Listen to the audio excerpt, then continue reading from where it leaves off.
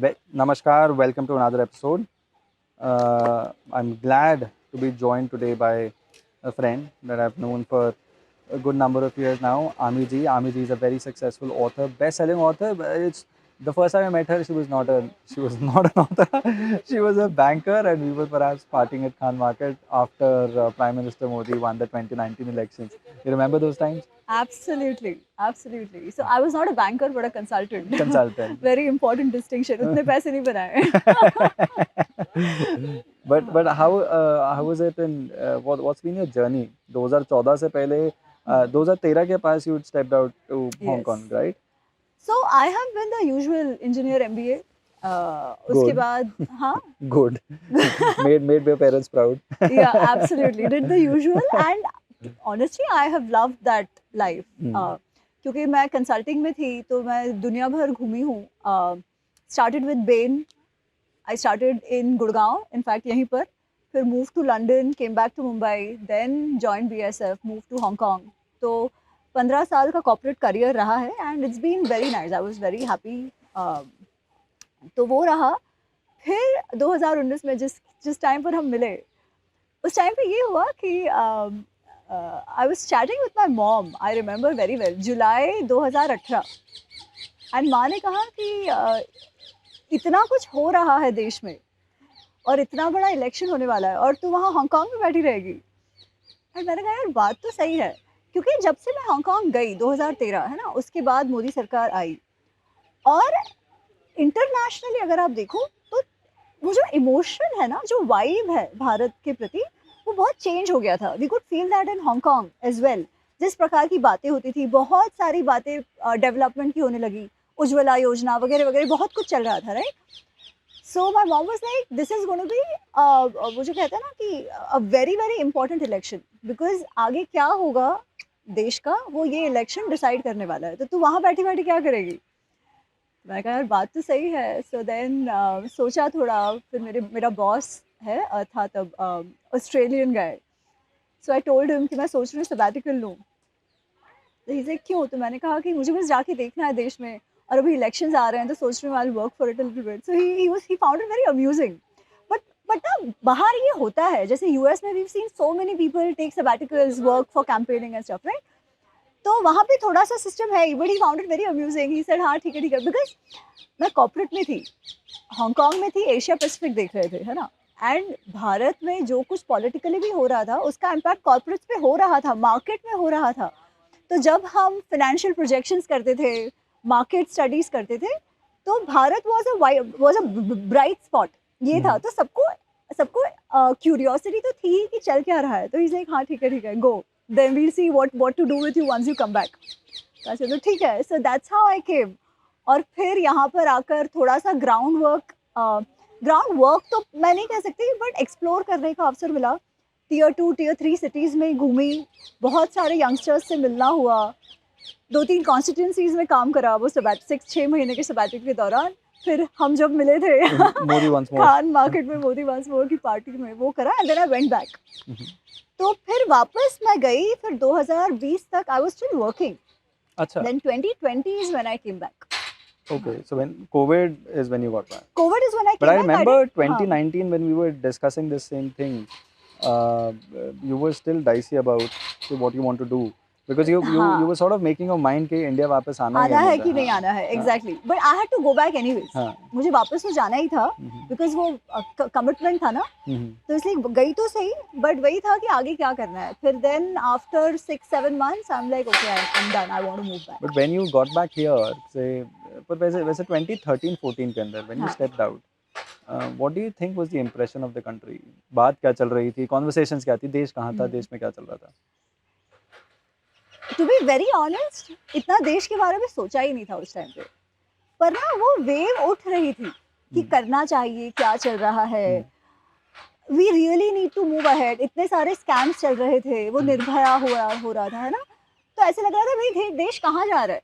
Nothing seems to be working. एक के बाद एक स्कैम्स बाहर आ रहे हैं.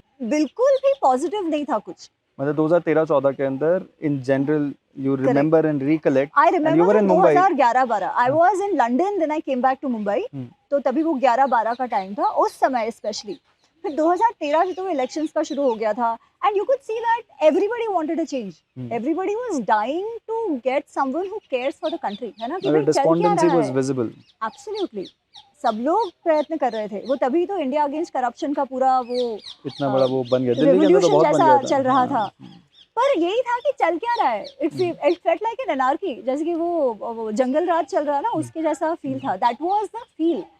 ऐसे लग ही नहीं रहा था यहाँ से आगे जा सकते हैं अनलेस कुछ चेंज हो। तो वो नेगेटिविटी भी थी, बट वो डिजायर कि भाई बदलाव लाना ही चाहिए वो भी था।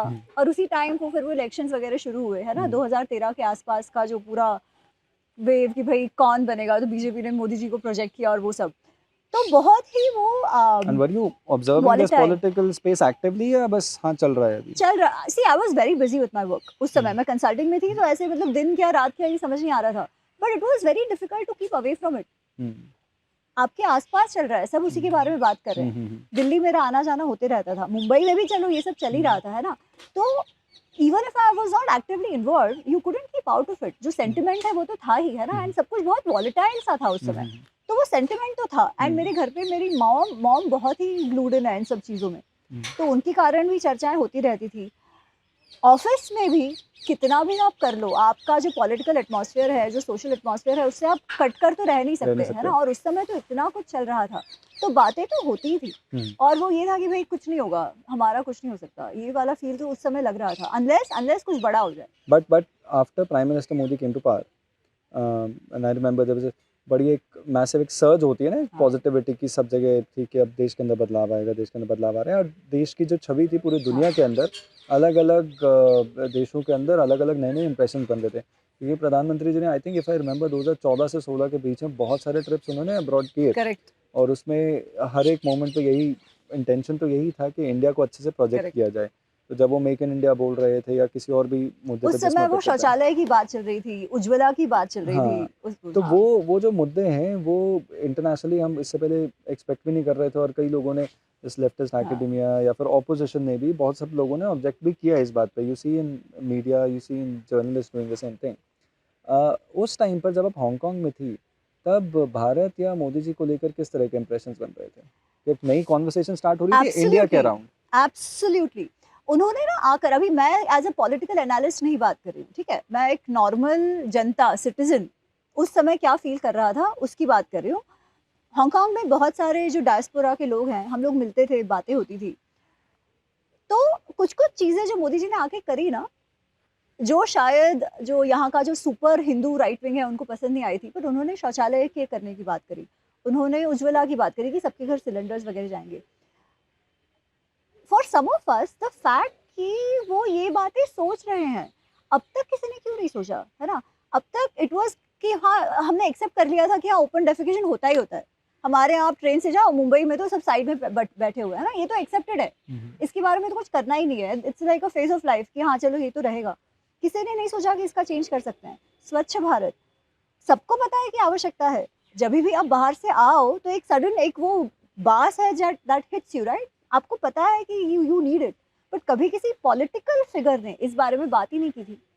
तो जब ये बातें होने लगी, राइट, तो लगा कि नहीं यार, दिस मैन नोस की ज़मीनी ज़रूरतें क्या है। एक है कि भाई आप आपके elite south Bombay, south Delhi में बैठे रहो, पर एक्चुअली ग्राउंड पर क्या चाहिए, क्या आवश्यकता है, वो जो नर्व है ना, वो ये जानते हैं, वो तो समझ में आ रहा था। तो definitely there was a positivity कि भाई हाँ, भारत के लिए ये बंदा ठीक है। उज्ज्वला योजना उन्होंने शुरू करी। फिर आप देखो, अभी तक ना जब आप बाहर जाओ, आप यूएस में हो या कहीं पर भी हो, क्योंकि मेरा बाहर ट्रैवल तो होते रहता था, Bharat was always this exotic country, but भारतीयर्स were always super defensive about it. आप किसी भी बात पे ले लो, वो एक इतना बड़ा देश है, इतने लोगों का देश है, वो कॉन्फिडेंस से कभी डायस्पोरा ने भी बात नहीं की, क्या हम फॉरेन जाने वाले ट्रैवलर्स होंगे, हमने भी कभी उस भाव से बात ही नहीं करी। पर उसके बाद क्या होने लगा, मोदी वंस मोर हुआ। मोदी जी ने जिस प्रकार से अपनी फॉरेन पॉलिसी, इवन जो अपने हमारे जो नेबर्स हैं सार्क वाले सारे, जो शुरुआत ही उन्होंने करी है ना, it was so novel, it was a change from the past and a significant change from the past. We started speaking up, we started talking. वहाँ जाके जो मोदी वंस मोर कह रही हूँ, वो जो मोदी यूएस वाला जो था हाउडी मोदी वगैरह वगैरह जो तभी से हुआ 2014 के बाद ही सब, इन अ वे वो क्या था, वो शो ऑफ स्ट्रेंथ था, है ना, और एक अश्योरेंस था डायस्पोरा को कि भाई हम हैं, मदरशिप है, आप भारत से बाहर भले ही चले गए पर वी वैल्यू यू, आपके पैसे भी आते हैं, हम जानते हैं ना, और जो बाहर चले जाते हैं उसका अर्थ ये नहीं है कि कनेक्शन चला गया। तो वो कनेक्ट जो उन्होंने बनाना शुरू किया भारतीयों के साथ, जो डायस्पोरा के साथ, उसका इम्पैक्ट तो हांगकांग पे भी हुआ ही, है ना। एंड उस सब चीज़ों का आप जब सामने से सब किसी के सामने जा रहे हो तो वो भी आपके पास आएंगे ही आएंगे। तो ये सारी चीज़ें मिलकर एक अलग उत्साह था, अलग प्रकार की चर्चाएं हो रही थी, और एक तो पॉजिटिव था बट दूसरा नेगेटिव भी था, बिकॉज जब मोदी जी आए तब सबको ऐसे था कि पता नहीं वो एक दिन में क्या ही आज वही जादू की छड़ी चला के सब कुछ चेंज कर देंगे, ऐसा ब्यूरोक्रेसी काम करने लगेगी, ऐसा करप्शन खत्म हो जाएगा, ऐसे सारा कम्युनल इश्यूज है वो सॉल्व हो जाएगा। वो भी तो नहीं हो रहा था, वो भी सब टाइम लगता है ना, बिकॉज आप प्रॉब्लम्स आपके इतने सारे, आप कहाँ से शुरू करो। तो ऐसा भी वर्ग था जिसको लग रहा था यार मोदी कुछ नहीं कर रहा, हमने तो सोचा था वो बदल देगा, हमने तो सोचा था आके वो जो कांग्रेसी इकोसिस्टम है उसको तोड़ देगा। मतलब ये था कि एक साल में कुछ नहीं किया, एक साल हो गया कुछ नहीं किया, है ना। लोग भूल रहे थे कि भाई 70 साल हो चुके हैं, उसका जो सिस्टम बना हुआ है उसको आप क्या एक्सपेक्ट करो। पर वो नेगेटिविटी भी थी, तो it was both, because expectations बहुत हाई थे। तो ऐसे मानने वाले भी लोग थे कि भाई कुछ नहीं हो रहा है, और ऐसे भी वाले लोग थे कि भाई मतलब पहले रिलीजन पॉलराइज करता था, अब मोदी जी पॉलराइज करने लगे, ऐसी ऐसी सिचुएशन हो गई थी। But it was interesting, you couldn't keep away from it. Post 2014 तो इतना कुछ हुआ है देश के अंदर, so much so that के reams that can be written about it and still you will fall short. Absolutely. But 2018-19 का जो दौर है उसके अंदर you began taking a call कि अच्छा देश में वापस जाते हैं, देखते हैं।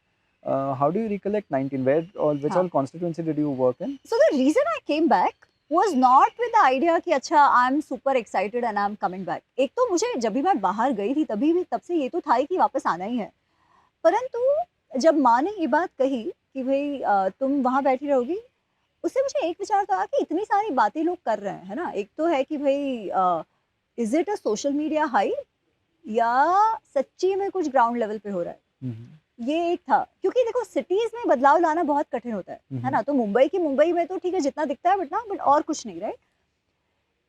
The reason for coming back was this, मेरे कारण मोदी जीतने या हारने वाले थे नहीं, ठीक है। I never had that delusion.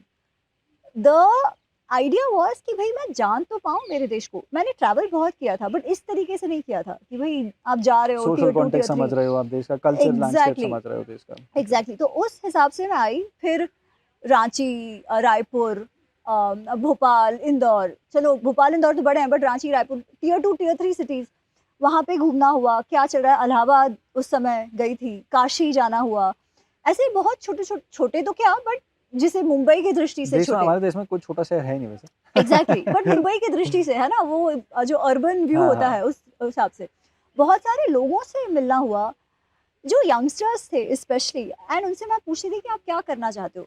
मेरे लिए बड़ा शिफ्ट ये था कि बहुत सारे यंगस्टर्स ये कहते थे कि मैम अभी तक तो मुझे याद है उत्तराखंड में मैं कहीं पर थी और किसी बात हो रही थी और वो बस ड्राइवर था, यंग बस ड्राइवर।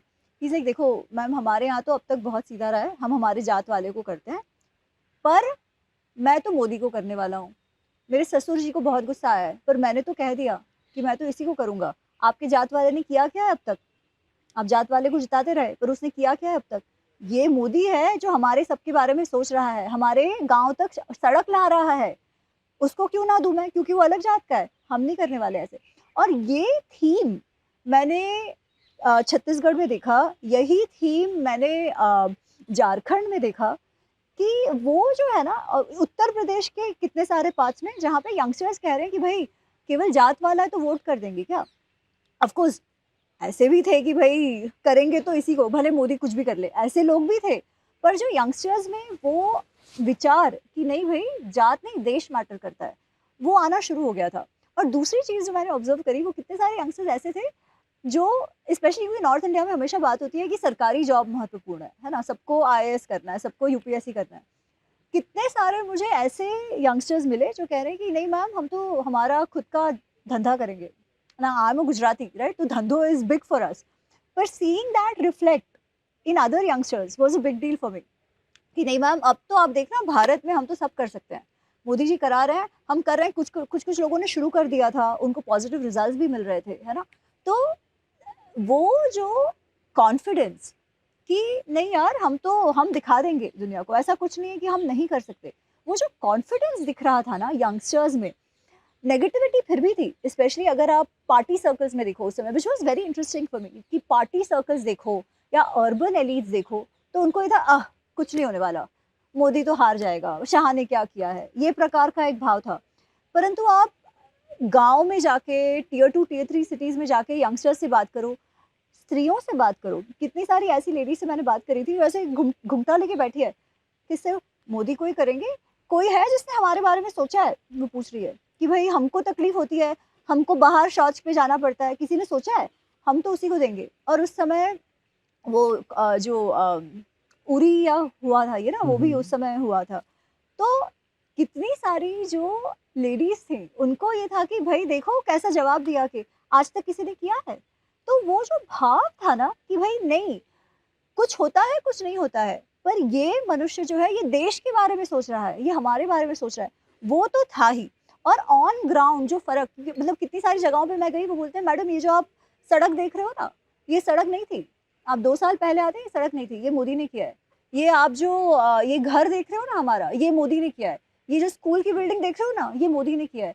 ये गाँव-गाँव में जाके, तो जो एलिट्स नहीं देख पाते सिटीज़ में, वो गाँव में तो दिख रहा था, और वो तो देख रहे थे ना, उनके जीवन में तो एक्चुअली बदलाव आ रहा था। तो वो जो चेंज मैंने देखा ना, आई think that was very reassuring. वो दैट इज़ उस परहैप्स वही एक कारण बना 2019 के अंदर जो मैसिव विक्ट्री थी, करेक्ट, वो इसलिए बनी है क्योंकि, करेक्ट। और मैं आज भी ये बात कहता हूँ कि हरियाणा के अंदर, क्योंकि मैं हरियाणा से आता हूँ, तो लोगों के बीच में ये धारणाएँ रहती हैं, थॉट रहता है कि शायद इतना ज़्यादा बीजेपी का वोट नहीं है, कोर बेस नहीं है। तो हर एक असेंबली कॉन्स्टिट्यूएंसी के अंदर मिनिमम 15,000 लोग सिर्फ वही हैं जो सिर्फ और सिर्फ मोदी के नाम पे भाजपा को वोट करते हैं। एब्सोल्युटली, और एब्सोल्युटली। कोई उनके पीछे थॉट प्रोसेस नहीं है, उसके पीछे कोई कैलकुलेशन नहीं है, क्योंकि वो जो ट्रांजिशन है ना, we come from a very, ऐसा नहीं है that we are no longer a caste society, but Hindu समाज जो कास्ट में बटा हुआ है, उस जाति के आधार पर लोगों ने काफ़ी समय तक वोट भी दिया है, और वो पॉलिटिकल एक्सप्रेशन बहुत आसानी से निकालना बड़ा मुश्किल था। करेक्ट। वो चेंज आया है सिर्फ इस सरकार के अंदर के पिछले 10 वर्षों के अंदर। हमने जब 10 वर्ष से थोड़ा ज़्यादा हो गए, 3 चुनाव देख लिए, तीनों चुनाव के अंदर जो वोटर है, वो अपने जाति के उस ढांचे से बाहर निकल कर वोट करना भी प्रेफर कर रहा है। वो एक बहुत बहुत बड़ा एक मैसिव मूवमेंट है। वो जैसे मैं वो डिसरप्शन वाला जो आइडिया हाँ। बोलता हूँ, वो वही एक तरह का एक डिसरप्शन है। नाउ मूविंग ऑन, क्योंकि आप ये सारा चेंज देख पा रही थी अपने अपने जर्नीज़ के थ्रू, आप ये देख पा रही थी। कभी राइटिंग या लिखना या इस तरह का कोई एक्सप्रेशन देना, because it is very different. आप कंसल्टिंग में थी, और कंसल्टिंग से ये राइटिंग हो गया, चाहे कॉपी एडिटिंग हो गया, चाहे कॉपी राइटिंग हो गया, चाहे कंटेंट क्रिएशन हो गया, this becomes largely part of the PR नीले exercise. Was that in any way in your mind कि आपने इस डायरेक्शन में जाना है? बिल्कुल भी उस समय लिखने का नहीं सोचा था। मैं ब्लॉगिंग करती थी, क्योंकि मैं, और ब्लॉगिंग किसी और के लिए नहीं, अपने लिए, क्योंकि मैं ट्रैवल बहुत करती थी। मुझे घूमने का बहुत शौक था, और मेरे जॉब्स भी ऐसे रहे कि मुझे बहुत अवसर मिले दुनिया भर घूमने का। तो जभी भी जाती थी, कहीं अच्छी जगह गई, कुछ अच्छा लगा, कुछ अनुभव थे, तो उसको मैं डॉक्यूमेंट करती थी ब्लॉग्स के तो तौर व्हेन पर। Did you start blogging? Around 2014-15। 2014-15 हाँ, के अंदर आपने ब्लॉगिंग शुरू कर दी, ब्लॉगिंग शुरू एंड वो करी थी। ब्लॉगिंग आप किधर, ब्लॉग स्पॉट या हाँ, किधर? वो और वर्डप्रेस होता था ना, हाँ, हाँ। वर्डप्रेस, तो उसपे ही धर्मो रक्षति रक्षितः हाँ, करके हाँ। मेरा वो हुँ। ये था, डोमेन था, उसके ऊपर मैं लिखती थी। बहुत सारा ट्रैवल का, योग का, और भी कुछ एक्लेक्टिक जो भी विचार आए, है हुँ, ना? हुँ। तो उस प्रकार का मैं करती थी, but as a blog post, और कुछ नहीं। नहीं, बट मैं इसलिए भी पूछ रहा हूँ ना, क्योंकि मैं समझना चाह रहा हूँ कि आपकी वो जो जड़ें हैं, हाँ, वो कई तरह से सनातन और धार्मिक उसमें हाँ, थी, हाँ, क्योंकि आप योग कर रही थी, और हाँ, उसी वक़्त आप जो आपका ब्लॉग का जो नाम भी हाँ, है, हाँ, that is also sort of a reflection हाँ। Of where you coming from. That was there, specially 2000, वो ग्राउंडिंग तो घर पर हमेशा से थी कि भई अपनी भाषा भी आनी चाहिए, और केवल अंग्रेज़ी नहीं आनी चाहिए। तो बचपन से ही मेरे रीडिंग में माय मॉम हैड एन्श्योर्ड कि हिंदी, मराठी, गुजराती ये भी साथ-साथ पढ़ना है। इंग्लिश तो पढ़ना ही है, इंग्लिश मीडियम स्कूल था, वो सब तो था ही। पर केवल वही पढ़ते हो ऐसे नहीं। Do you think that was because of language debates that were popular जब वो नहीं, अपने दिस इज़ प्राइम में थे 80s, basically?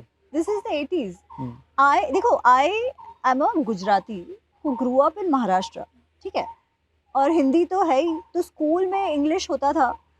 But my mom always insisted कि अगर आप एक ही भाषा का पढ़ते हो ना, तो एक पर्टिकुलर, जैसे देखो आपका कल्चर जो है ना वो भाषा से आता है, या ये भाषा reflects your culture and the भाषा has an impact on your culture, तो दोनों ये होता है ना। कुछ कुछ वर्ड्स आज भी हम देखते हैं कि इंग्लिश में नहीं है, अब हमने हमारे हिसाब से इंग्लिश को अडॉप्ट कर दिया है, कुछ कुछ शब्द हमने इंटरनलाइज कर लिए, वो एक चीज़ है इतने समय में, है ना। But by itself the language is a reflection of that culture. तो मेरी माँ को हमेशा ये था कि आप अगर एक ही लैंग्वेज में पढ़ते हो तो आपका वर्ल्ड व्यू लिमिटेड हो जाता है। सो शी वुड इंसिस्ट कि रीडिंग हर एक, जो जितनी जितनी भाषा में आप कर सको वो होना चाहिए।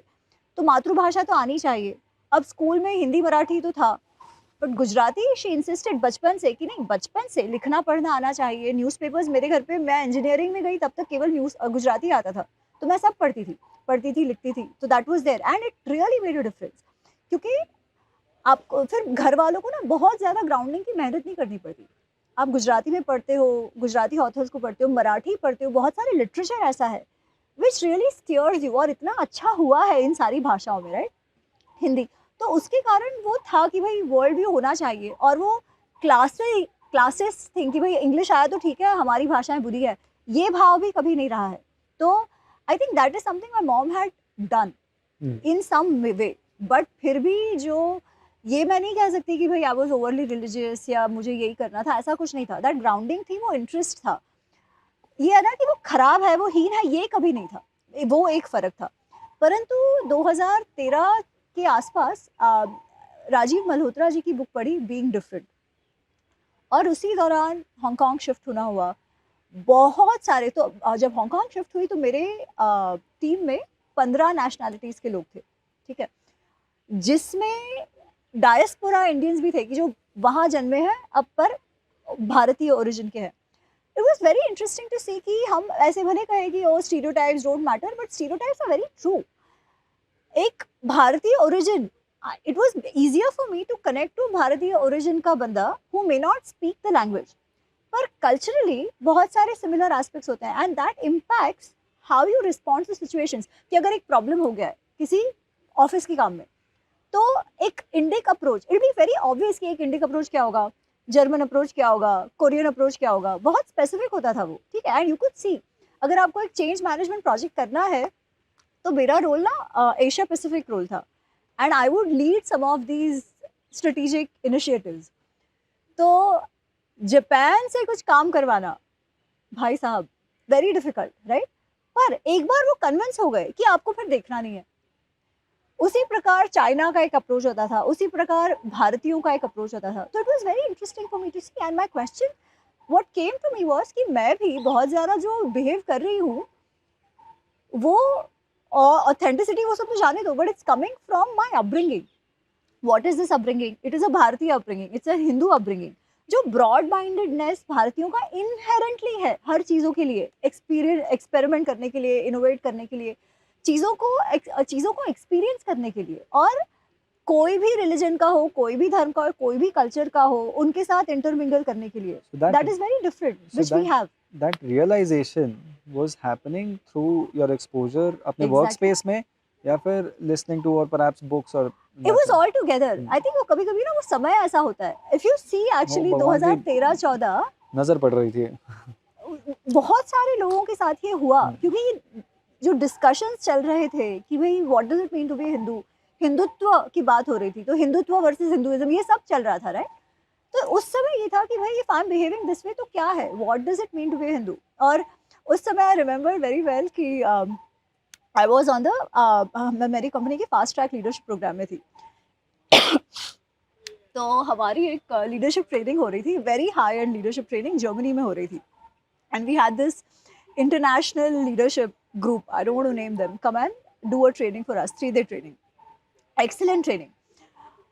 जिस प्रकार से उन्होंने वो लीड किया, जिस प्रकार के क्वेश्चंस उन्होंने पोस्ट करे फॉर अस टू इंट्रोस्पेक्ट वगैरह वगैरह, तो at the end of the third day मैंने उनको जाकर कहा, मैंने कहा कि आप जो बता रहे हो I could connect it to जो मैंने मेरे ग्रंथों में पढ़ा है। हमारा एक वॉरियर था अर्जुन, एक हम भगवान मानते हैं कृष्ण, उनके बीच की जो बातें हैं वो अर्जुन को कुछ कुछ ऐसी चीज़ें ही बता रहे हैं, ऐसे मैं उनको बता रही हूँ, ठीक है। trying to show him कि अरे कितना अच्छा connection है. I was excited about that. So this man, very nice gentleman, a white man, he looks at me, he smiles and he says, you could figure that out, huh? Good. I spent 4 years in Rishikesh studying the Bhagavad Gita and the Vedanta. This is what he tells me, ठीक है. And मैं सोच रही हूँ हमारे यहाँ हम इसको केवल वो रिटायर होने के बाद किसी को संन्यास चाहिए तभी का ग्रंथ मानते हैं, है ना. और यहाँ ये लोग पढ़ तो रहे हैं, ठीक है, स्पिरिचुअलिटी के लिए तो ठीक है, but that is just one aspect of it. They are actually using those frameworks, making money out of it, courses out of it, courses out of it, पैसा कमा रहे हैं और रियल लाइफ में उसका इम्प्लीमेंट कर रहे हैं. और हमारे ग्रंथ उसी के लिए तो है ना. भले ही वो हम कहते हैं भगवान से आए हैं, अध्यात्म के लिए है, बट अध्यात्म अगर आपको रियल लाइफ में मदद नहीं करता है तो फायदा क्या है. अगर आपको रियल लाइफ डिसीजन मेकिंग में फायदा नहीं करता है, और रियल लाइफ मतलब क्या, रियल लाइफ में पर्सनल लाइफ भी है, प्रोफेशनल लाइफ भी है, कॉर्पोरेट है, सब कुछ है, right. They were actually doing it. और हम तो पढ़ते भी नहीं है. अगर हमारे में कोई गीता पढ़ने लगा तो घर वालों भी कहेंगे कि अरे भाई क्या हो गया, संन्यास लेना है क्या. कोई गुजर जाए तब हम गीता पढ़ते हैं, तब तक नहीं पढ़ते, है ना. तो all these experiences were just happening. ऐसा नहीं था कि I was seeking them, but somehow they were coming my way. I remember मैं ब्राज़ील में थी और नवरात्रि का टाइम था, ठीक है. ब्राज़ील में इन जनरल बहुत कम देसी मिलते हैं. वो अपने जैसे दिखता है वो अलग चीज़ है, बट देसी इन जनरल बहुत कम है. मेरा 6 महीने का प्रोजेक्ट वहाँ पे था एंड नवरात्रि टाइम पे ना I was getting very homesick, क्योंकि डांडिया कुछ ना कुछ अपने यहाँ होते रहता है, या इवन हांगकांग में. यहाँ पे वैसा भी कुछ नहीं था. तो मैंने सोचा यार कुछ तो, कोई तो मंदिर कहीं पे तो होगा, तो ढूंढते हैं. तो मैंने सर्च किया तो मुझे कहीं तो वो इस्कॉन के मंदिर का एड्रेस मिला. तो मैं गई वहाँ पे, पर ऐसे मंदिर जैसा कुछ दिख नहीं रहा था. मैं ढूंढ रही हूँ कहाँ है कहाँ है. तो मुझे कहीं से तो एक चैंटिंग की आवाज़ आ रही है, ठीक है. तो आई सॉ, तो वो गीता का श्लोक था, मत्त परतरम न किंचित अस्ति धनंजय मयि सर्वमिदं प्रोक्तम मयि सर्वमिदं प्रोक्तम सूत्रे मणिगणा इव. ऐसा वो चैंटिंग चल रहा है. अब लाइक अच्छा यहीं से आ रहा है. So then I went. एक घर था, वहाँ अंदर गई, एक भी देसी नहीं, ठीक है, एक भी देसी नहीं. सारे फॉरेनर्स वहाँ बैठे थे, संस्कृत की चैंटिंग कर रहे हैं. एक साधु बैठे थे, एक मंक थे अपने सैफरन केसरी कपड़ों में, वो भी गोरे, ठीक है. और चैंट तो उन्होंने करा वो श्लोक, और उनकी बात चल रही थी पोर्चुगीज में. मैं कहा अरे भाई ये तो ज़बरदस्त हो गया. फिर उन्होंने मुझे देखा तो एक जन ने मुझे अंदर बुलाया. उस समय I had just started picking up a bit of Portuguese. वो काम चलाओ, पर ऐसे मैं कोई बैठ के कमेंट्री सुन सकूँ ऐसा तो नहीं था. तो वहाँ गई तो मैंने पूछा क्या चल रहा है. बोले हाँ हम सारे कृष्ण डिवोटीज हैं. एक जन उनमें थे जिनको आता था इंग्लिश अच्छे से, तो वो बैठे और वो जो पोर्चुगीज में बोल रहे थे वो मुझे समझाए जा रहे हैं. And I found it fascinating. उसके बाद मैं हर दूसरे तीसरे हफ्ते वहाँ जाकर बैठती थी. सारे फॉरेनर्स, उनसे बात करती थी. वो लोग को भगवत गीता आता है, वो चैंट करते हैं, वो भागवत की कहानियाँ सुनाते हैं एक दूसरे को. एंड आई लाइक आप लोग कैसे इसमें आए. तो कंसिस्टेंटली मुझे एक जवाब मिला कि हम लाइफ में प्रॉब्लम में थे, तब कहीं से किसी ने तो भगवत गीता पढ़ाई, दी हमें हाथ में, और हमें पता चला यार जीवन जीने का ये भी पर्सपेक्टिव है. जीवन ऐसे भी जिया जाता है.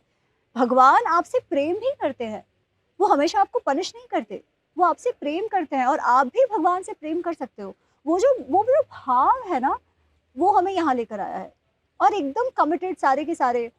कितने सारे वेजिटेरियन हो गए थे. एंड मैं सोच रही हूँ यार इतने भाव से तो शायद हमारे यहाँ कोई कुछ करता है. ऑफकोर्स होता है, ऐसा नहीं है, राइट. पर जब बाहर वाले करते हैं तो आपको टच भी ज़्यादा हो जाता है कि उनको समझ भी इतनी सारी है. यही बात मैंने देखी कोलंबिया में. I met a lady who is like oh you are from India, you are coming from Krishna's country, you are so lucky. ऐसी सारी बातें चल रही है. तो it was almost as if भगवान had a plan to say कि भाई इसको और पुश करो इस दिशा में. तो मैंने कहा यार I need to start knowing कि ये ग्रंथों में क्या है. योग तो मैं पहले से करती थी एज आसन, ठीक है. धीरे धीरे I had started studying the Bhagavad Gita, इसीलिए थैंकफुली मुझे मालूम था. तो भगवत गीता आई न्यू थोड़ा बहुत. योग जैसे आप कर रही थी तो आप फिलॉसफी भी समझ रही थी. पहले तो केवल आसन था, पहले तो केवल आसन था, पता ही नहीं था. बट उसकी भी एक कहानी है. तो I wanted to get deeper into asana. तो किसी से सुना था, this is few year, this is like 10-12 years ago. नहीं, this is all of it is pre 2019. This is तो प्री 2014 आल्सो, ठीक है. तो मतलब दिस इज आई थिंक 2010-11 की बात है. क्योंकि योग में मैं बचपन में जिम्नास्टिक्स करती थी, तो उसके कारण से वो थोड़ा सा योग का रहा है. And my mom is deep into it. But वो कभी पढ़ाई वढ़ाई में इतने बिजी हो जाते हो ना, वंस लाइफ टेक्स ओवर, कि बाकी सब रह जाता है पीछे. बट खैर, बिकॉज मुझे और डीप जाना था उसमें, आसन में, तो मैं सोच रही थी कौन सी पुस्तकें करूँ. तो किसी ने कहा कि पतंजलि योग सूत्र पढ़ो आप. कहा चलो ठीक है, तो एक ट्रांसलेशन उठाया, पढ़ रही हूँ. मैं कहा यार इसमें तो कुछ है ही नहीं आसन का. फिर but of course I started reading and I am like यार ये तो इतना सही है यार, इतना ढांसू है, ये तो सोचा ही नहीं, this works on your mind, right. That's when I was like अच्छा योग ये नहीं है, let me start understanding better. तो then I went deeper into yoga sutra, I went deeper into Bhagavad Gita.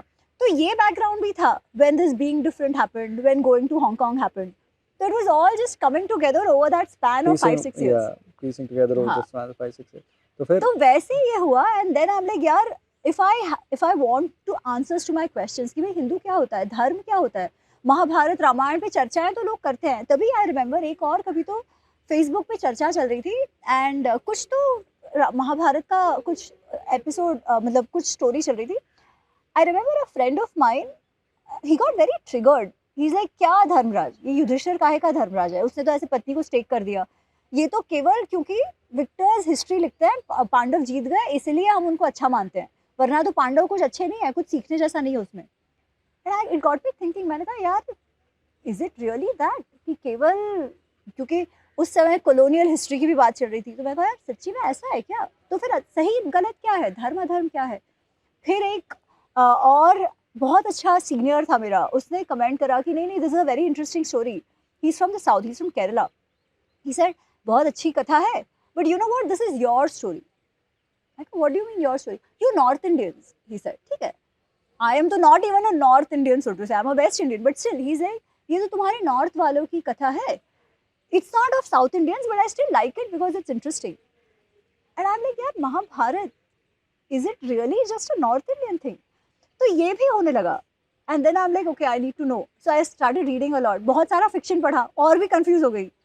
पहले भी पढ़ा था फिक्शन, टीवी देखा था, उसकी भी कुछ कहानी थी जिससे आंसर्स नहीं मिल रहे थे. देन आई सेड यार नहीं, can't settle for convenient answers, I have to get deeper.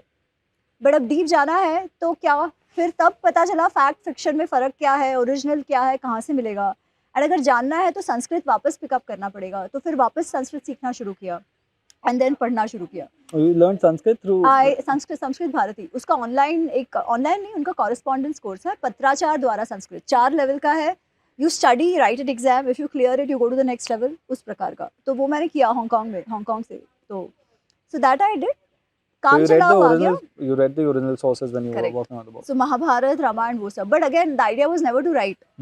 I just wanted answers. To I get the was just question. hungry for those answers. But what were those initial questions? कोई वैसे कौन से प्रश्न थे? क्योंकि एक तो self exploration भी चल रही है, but there's also people from outside who are, जब आप कुछ भी अपना पॉइंट रखते हैं, then people are coming back with questions.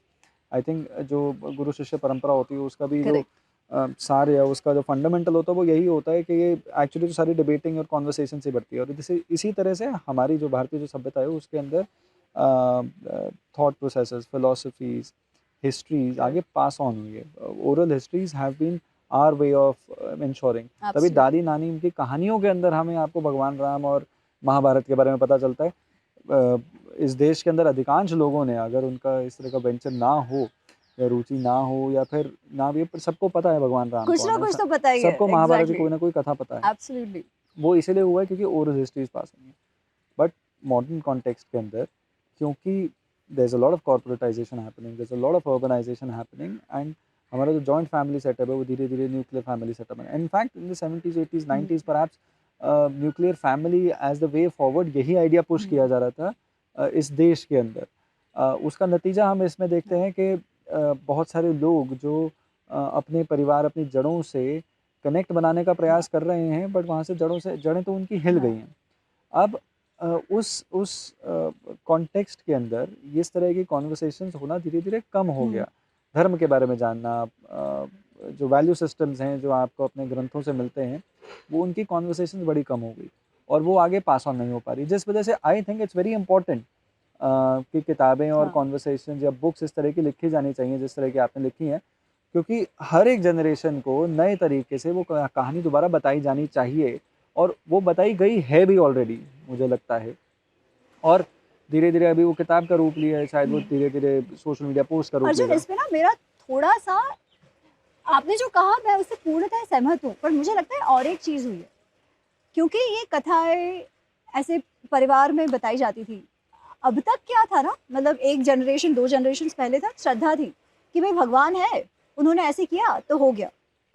कुछ और भी हुआ, आपने जो कहा ना वो तो पूर्णतः सही है कि वो जो कथाएं घर पे बताई जाती थी, जो दादियाँ नानियाँ बताती थी, वो थोड़ा कम होने लगा। पर मुझे लगता है उसका ना और एक, उसमें और एक एस्पेक्ट है। कथाएं कहाँ से सुनते थे लोग? कथावाचकों से, माँ बाप जो दादियाँ नानियाँ सुनाती थी, जिसने जो सुना, जिसने अपने हिसाब से कहानी बता दी, अच्छे भाव से सारा होता था और लोगों में श्रद्धा थी कि भाई भगवान है, मानना है ना? आप देखो 2 जनरेशंस पहले तक घर पे ऐसा भी होता था कि पिताजी हैं तो कोई प्रश्न नहीं पूछेगा, बोला तो कर देना है ना? वो भी तो चेंज होने लगा, क्वेश्चनिंग शुरू हो गई। ऐसा नहीं था कि भाई पिताजी ने बोल दिया तो करना है, पीपल क्वेश्चन कि भाई क्यों है, क्यों क्यों नहीं है? अब उसमें भी क्या हुआ, क्योंकि इन ग्रंथों को पढ़ता कोई नहीं था, ठीक है? केवल एक श्रद्धा भाव से, भक्ति भाव से जितना जानते थे उतना जानते थे, पढ़ता कोई नहीं था। इसलिए जब इनकन्वीनियंट प्रश्न पूछे जाने लगे तो उत्तर नहीं थे, उत्तर नहीं थे तो उसकी वैल्यू ही नहीं समझ आने लगी। This was one of the other things कि जब आपने कहा ना कि कुछ क्वेश्चंस ये होते हैं कि आपको भी आते हैं, वेयर यू फील कि भाई I need to know more. One of that was धर्म क्या है? महाभारत के लोग बोलेंगे अरे धर्म जैसा सब ग्रे है, सब अपना अपना दृष्टिकोण है। अपने दृष्टिकोण से तो रावण भी राइट था, अपने दृष्टिकोण से तो दुर्योधन भी राइट था। अरे रावण तो बहुत अच्छा था, उसने केवल एक ही ये करा था कि सीता जी को उठा के ले गया, पर उसने तो हाथ भी नहीं लगाया था। अरे हाथ भी नहीं लगाया था और वो इतना अच्छा था तो राम जी आए क्यों उसको मारने के लिए? यार काम, भगवान को कुछ काम धंधा नहीं है क्या? राइट, ये प्रश्न भी है कि कुछ भी नहीं किया था। अगर कुछ नहीं किया था तो why did he deserve to die? Why did the rakshasa deserve to die? यार ऐवे ही, क्योंकि आप किसी को महान बनाना चाहते हो, राइट? तो ये सारे क्वेश्चन थे। अगर दुर्योधन भी सही है तो फिर गलत कौन है? तो फिर क्या है ये सब? किसी के पास उत्तर ही नहीं है। हाँ नहीं ऐसा ही है, क्योंकि धर्म जैसा कुछ है ही नहीं, अपना अपना दृष्टिकोण है, ऐसी ऐसी बातें चलती थी। अब अगर ऐसा है तो क्या हुआ, जो कॉलोनियल हिस्टोरियंस है या है, उनको एक टूल भी मिल गया इन चीज़ों को ही वेपनाइज करने के लिए, है ना? कि भाई हाँ देखो कर्ण के साथ क्या हुआ, जातिवाद आप में हमेशा था, मिसोजिनी हमेशा से थी, देखो सीता जी के साथ क्या हुआ, देखो द्रौपदी के साथ क्या हुआ। और कहानियाँ तो हमको यही बताई जाती है। इतने सारा जो मिथि ग्लोरिफिकेशन कर्ण का, रावण का, ये सब हुआ है, वो कहाँ हुआ है? बहुत सारी कथावाचकों द्वारा हुआ है, हमारे लोगों द्वारा हुआ है, बाहर वालों ने नहीं किया है। उन्होंने तो इसको वेपनाइज करना शुरू किया और ये कहना शुरू किया देखो आप में तो कुछ है ही नहीं, आपका तो समाज ही ऐसा था, आपके समाज में तो क्या सही क्या गलत कोई मेजर ही नहीं है, कोई कुछ भी कर सकता है, जिसके पास पावर है वो कर दे। स्त्रियों पे तो अत्याचार ही होते रहते हैं, गलत जाति में बॉर्न हो गए, खत्म, राइट? फिर जो बच्चे ये प्रश्न पूछते थे, हमारे वालों के पास उत्तर नहीं थे देने के लिए। क्यों नहीं थे? क्योंकि समाज में ऐसी मान्यता है कि महाभारत तो पढ़ना ही नहीं चाहिए, महाभारत घर पे रखोगे तो महाभारत हो जाएगा, भगवत गीता तो किसी का देहांत होता है तभी पढ़ना चाहिए, ये तो सब सन्यास के ग्रंथ है। या फिर उनको घर पे रख के वो लाल कपड़े में बांध के पूजा करो, पढ़ना नहीं है, क्या होगा? ऑफ कोर्स ये भी फेज था जो हम इकोनॉमिक दृष्टि से देखें तो हमको जो ब्रिटिशर्स ने और उसके पहले जो इस्लामिक इन्वेडर्स या ये थे, उन्होंने ऐसा चूस लिया था कि day to day life was a difficult, वो उसको जीना कठिन था, पैसे नहीं थे, रोटी ज़्यादा महत्वपूर्ण है, आप क्या धर्म की बात करोगे, है ना?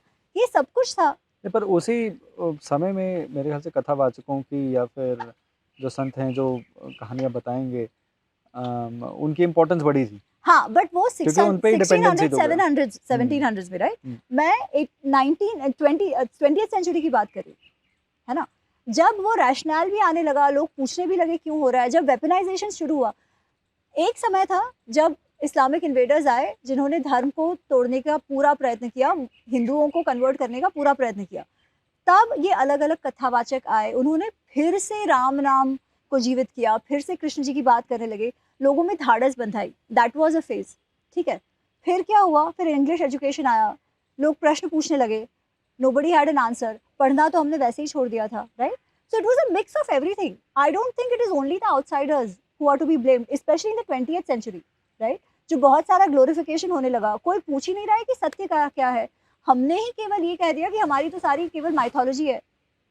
हम ही कहने लगे कि हाँ, महाभारत और रामायण को तो जो चाहे स्कूल वैसा बोल बुक्स के सकता अंदर है। इसी तरह से प्रोजेक्ट हो ना कि हिंदू माइथोलॉजी के हिसाब से ये बोला जाता है।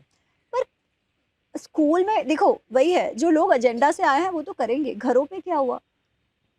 मैं आज भी कई बार जब लेक्चर्स देने वगैरह जाती हूँ तो मुझे लोग पूछते हैं कि मैम आप बोल रहे हो महाभारत पढ़ो, वेद व्यास जी का महाभारत पढ़ो, पर हमको तो कहा है महाभारत घर पे भी नहीं लाना है, क्योंकि महाभारत घर पे लाओगे तो महाभारत हो जाएगा।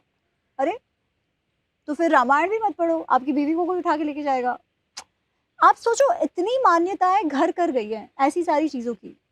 तो ये हिंदू माइंड जो है ना, जो एक समय में एक इतने सारे सेंचुरीज़ तक जो ब्राइटेस्ट माइंड हुआ करता था, वो कहीं न कहीं for all sorts of reasons बहुत मीडियोकर हो गया, बाय एंड लार्ज, ठीक है? मास लेवल पर।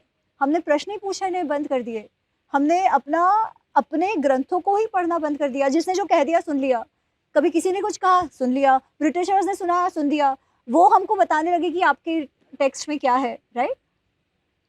क्या होगा? इतना सारा कन्फ्यूजन उसी के कारण हुआ।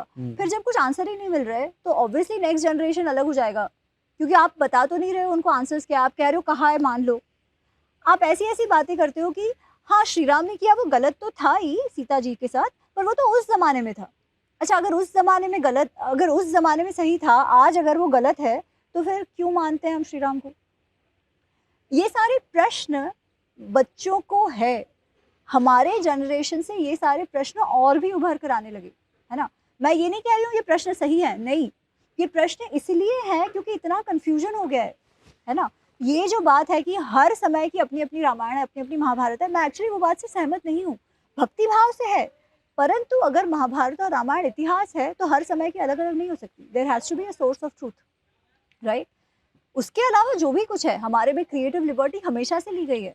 जो एंटरटेनमेंट के लिए है, कुछ स्पेसिफिक थीम बताने के लिए है, सिखाने के लिए है। जो उसके अंदर पर्सपेक्टिव एडिशन हो जाता है, समय-समय के बदलाव के बाद उसका भावार्थ बदलने का प्रयास किया जाता है। आप उससे सहमत नहीं हैं? मैं कह रही हूँ कि वो आप करो, ठीक है? पर ये मत करो कि ये मेरे समय की रामायण है। रामायण तो वाल्मीकि जी वाली है, ठीक है? अब वाल्मीकि जी की जो रामायण है उसको आप इतिहास की कैटेगरी में डालते हैं। Exactly. For the viewers also इतिहास के ऊपर भी आप इतिहास वाल्मीकि जी की रामायण है और वेद व्यास जी का महाभारत है। उसके ऊपर जो भी लिखा गया है, मैं किसी को भी डिसमिस नहीं कर रही हूँ।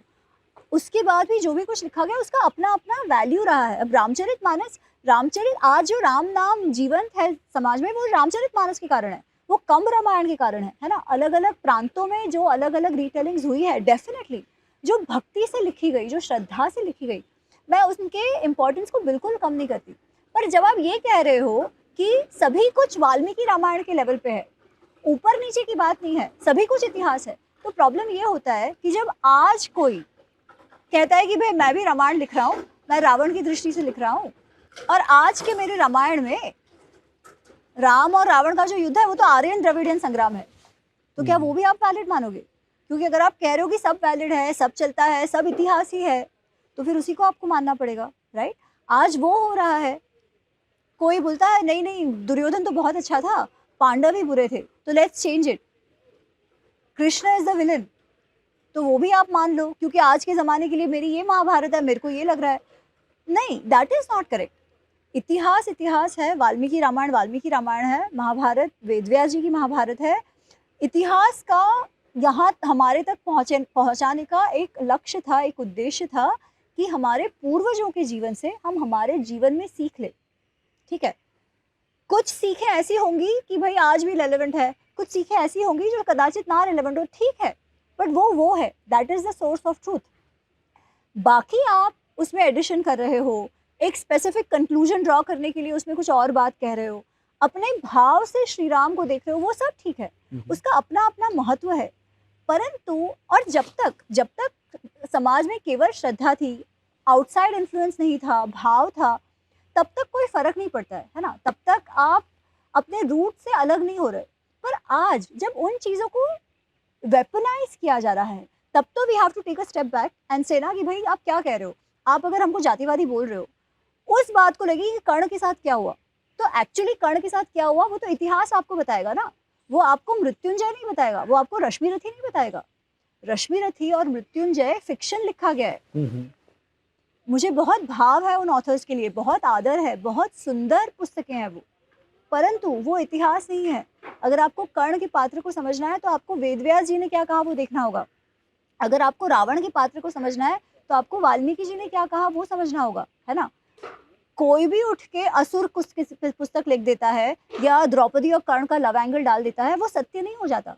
क्योंकि मेरी महाभारत है, मैं अपने हिसाब से लिखती हूँ, नहीं आप लिखो, पर भी वेरी क्लियर वो फिक्शन है। उससे आप उस समाज में क्या चल रहा है या भारतीय वैल्यू सिस्टम्स को आप फिक्शन के आधार पर नहीं माप सकते। That is my small point, right. As long as it serves a purpose, great. But जब आप कहते हो कि कोई बाउंड्री नहीं है, कोई फिल्टर्स ही नहीं है, कोई मन में आए वो लिखे, तो फिर क्या, देन तो you don't have a history ना। देन तो we are, people are right in saying ये तो केवल मिथ्स हैं, कोई सत्य नहीं है। तो जब आप इतिहास बोलती हैं, you firmly argue that these are historically true, valid documents. Absolutely. This has happened at some point of time. Let's say Ramayan पर आते हैं. Is there a time or what is the geography of this entire saga? And ये दौर क्या था, किस दौर के अंदर हो रहा था? देखो, ये डेटिंग का काम बहुत लोग कर रहे हैं. I am not an expert on that, but I will tell you my rational why I believe this is इतिहास. हमारे शास्त्रों का ना, हमारे ऋषियों ने बहुत ही सुंदर क्लासिफिकेशन किया हुआ है, ठीक है, जो एंशियंट लिटरेचर है उसमें. You have Shruti Smriti, with in Smriti you have a very clear category what is called dharmashastra, you have a very clear category which is called darshan, you have a very clear category called itihas, and you have a very clear category called पुराण, है ना. उन्होंने लोग चीज़ों को mix नहीं किया और हर एक शब्द का उन्होंने डेफिनेशन भी दिया हुआ है. पुराण के लिए वो कहते हैं जो बहुत पहले हो गया, पर पुराण जब जैसे भी हुआ था वो कोई समकालीन, nobody is contemporary to it. They are stories of Devasur Sangram जिसमें थोड़ा बहुत इतिहास भी है, कुछ इस लोक की भी बात है, बट जनरली वो देवासुर संग्राम और पुराने स्टोरीज हैं, लेजेंड्स हैं, मेटाफर्स हैं to communicate certain ideas, right. उसको उन्होंने इतिहास नहीं कहा, उन्होंने केवल 2 ग्रंथों को इतिहास कहा, महाभारत और रामायण. इतिहास, the word itself means something, it means that which has happened in the past. इतिहास का एक डेफिनेशन है शब्द का, पूर्ववृत्तम कथायुक्तम. पूर्ववृत्तम जो पहले हुआ है ना. जब वो लोग इतने क्लियर हैं कि हर सब चीज को सब नहीं कह रहे, तो क्लियरली वो अगर इसको कह रहे हैं पूर्ववृत्तम, देन आज भी मैं किस बात को मान रही हूँ, जो आर्कियोलॉजिस्ट कह रहे हैं, जो कोई साइंटिस्ट कह रहे हैं, मैं खुद से गई हूँ क्या करने, राइट. आर्कियोलॉजी में भी हम कहते हैं archaeology, a lot of it is based on what they believe is the truth, right. वो इस, आप अगर लोथल या कहीं जाओ, आप तो, ये तो आपका तो टॉपिक है, ये, you are an expert on that, right. You look at something and as experts you say, oh यहाँ पे ये इतनी बड़ी बिल्डिंग थी, ये 4 लेन रोड थे. एज अ ले पर्सन मुझे नहीं दिख रहा है वो, right, but I am trusting your judgement, I am trusting the experts on this. why can I not trust the rishis on it, who are the experts on my culture, right? It is as simple as that. तो अगर ऋषि, और it is based on, मतलब आप अगर कोई चीज़ कह रहे हो कि भाई they are right, it is based on what they have otherwise done ना. अगर वो किसी को कुछ भी बोलते हैं तो अलग बात है, पर जब वो कह रहे हैं कि यही दोनों है, then where is the question of not agreeing. दूसरी बात, आप जब महाभारत और रामायण दोनों भी देखते हो, तो उसमें जिस प्रकार का डॉक्यूमेंटेशन मिलता है, that is also fantastic.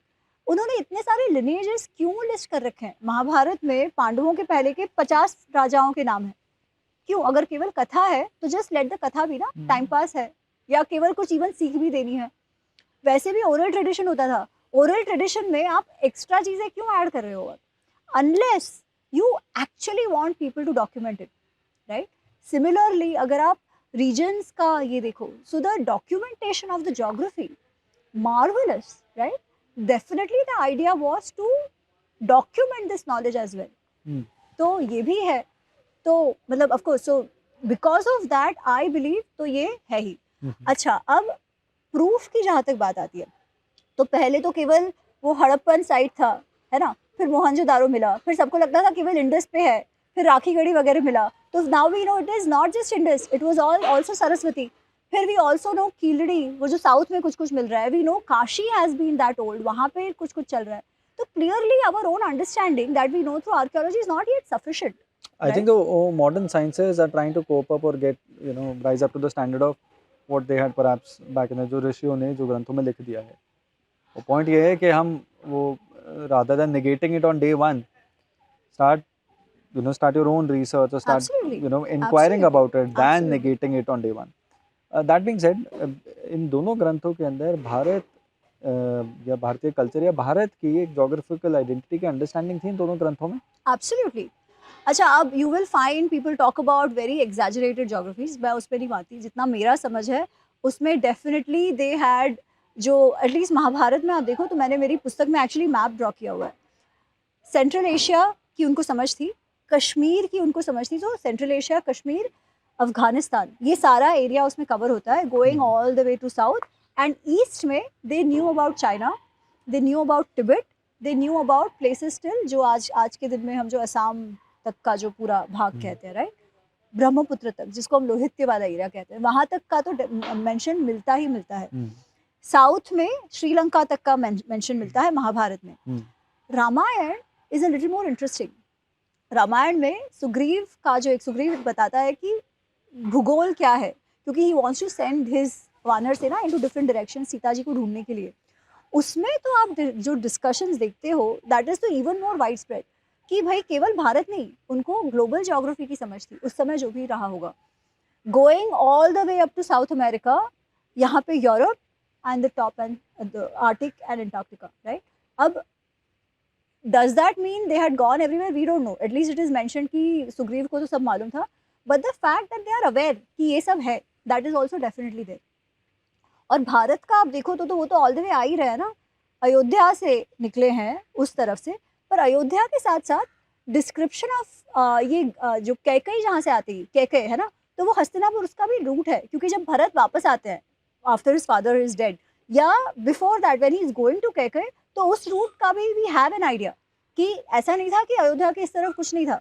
Kaikeyi, Gandhara, ये सब उस समय भी था, उस समय भी था। They were just not prominent enough to be, I mean Kaikeyi की तो बात आती है, but the story is focused on this part. ऐसा नहीं था वहाँ कुछ नहीं था, that part was also there, the story is focused on this part. And the north south तो आता ही आता है। महाभारत तो और भी ज़्यादा एक्सटेंसिव है, बिकॉज महाभारत के तो युद्ध में नॉर्थ साउथ ईस्ट वेस्ट सबके लोगों ने भाग लिया है, और केवल युद्ध में नहीं, जहाँ जो शादियाँ हो रही है वो भी नॉर्थ साउथ ईस्ट वेस्ट हर जगह हो रही है, राइट।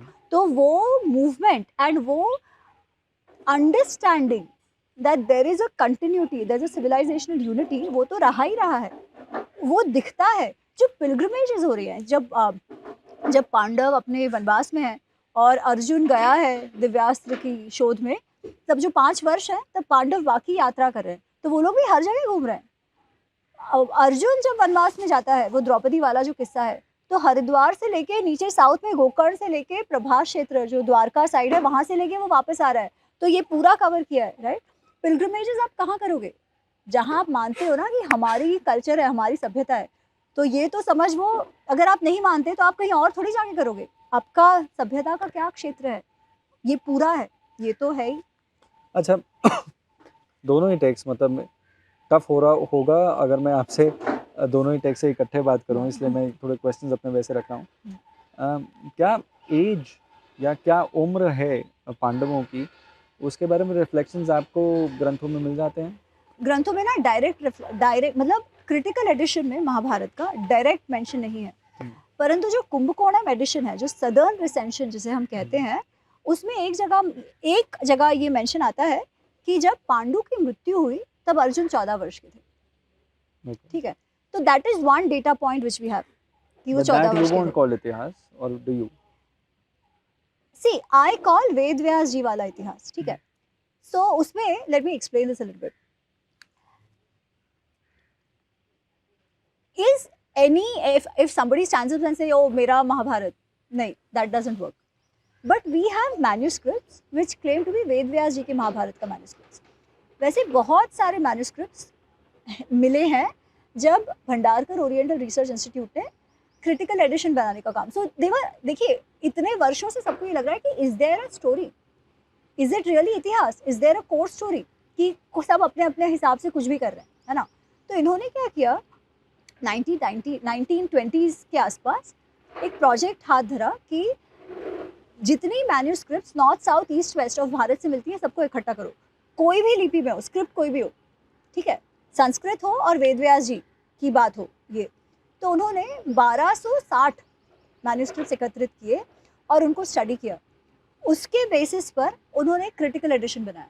अब वो कैसे बनाया कि सपोज आपके पास आदि पर्व की 100 मैन्युस्क्रिप्ट्स है, 90 manuscripts align on certain things, 10 have it a little different, then what will your judgment be कि क्या ज़्यादा probable है, तो what is in the maximum one, right? और वो भी आप हर जगह से आ रहे हैं, ऐसे नहीं है कि एक, मतलब ये जो consistent story है उसका एक source है, right? कुछ ऐसा होगा जो एक मैन्युस्क्रिप्ट में है और 50 में नहीं है, तो क्लियरली जो एक वाला is not what you trust, right? You trust what is in the 50। तो इस प्रोसेस से उन्होंने क्रिटिकल एडिशन तैयार किया। That critical edition is what we call Bhandarkar oriental critical, Bhandarkar oriental का क्रिटिकल एडिशन जो बोलते हैं उसे, बोरी सी ऐसे करके उसे बोलते हैं। That is considered the most authentic core story that we have, ठीक है। However some people will insist कि नहीं, बाकी सब में भी कुछ कुछ तो ट्रूथ हो सकता है, you can't be 100% right about it, which is fair, ठीक है।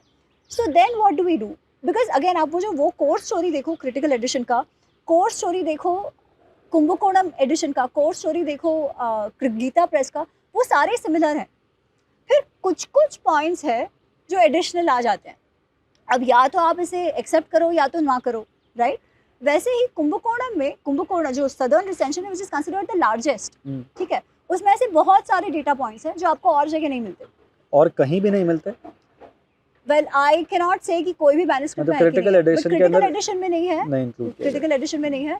So we'll Gita assume press के का जो है ना, उन्होंने बहुत इंटरेस्टिंग काम किया है। Gita Press has based its Mahabharata on a 17th century commentary of Nilakantha Shastri, जो मराठी थे बट वाराणसी में वो रहे हैं, और उन्होंने महाभारत पे एक कमेंट्री किया। तो वो जो मैन्युस्क्रिप्ट है ना, उसके बेसिस पर आज जो हमारे पास गीता प्रेस का जो पुस्तक उपलब्ध है ना, उसमें उन्होंने क्या किया है, उन्होंने और रिसेंशंस को भी कंसिडर किया है कि जहाँ से कहीं से उनको एडिशनल पॉइंट्स मिले। जैसे क्रिटिकल एडिशन ने क्या किया, कंसिस्टेंट स्टोरी बनाई, बाकी सब नोट्स में डाल दिया। इन्होंने क्या किया कि जो ऐसे इंटरेस्टिंग डेटा पॉइंट्स है, जैसे कुंभकोणम में ये डेटा पॉइंट है 14 वर्ष का, तो उन्होंने उसे इंक्लूड किया है बट उस श्लोक को नंबर नहीं किया, ठीक है, वो उन्होंने ब्रैकेट्स में दिया है बट उसे नंबर नहीं किया। So you read it but you know कि this is not from the original manuscript of Gita Press which they are referring, but it is an interesting data point. तो ऐसे उन्होंने किया है।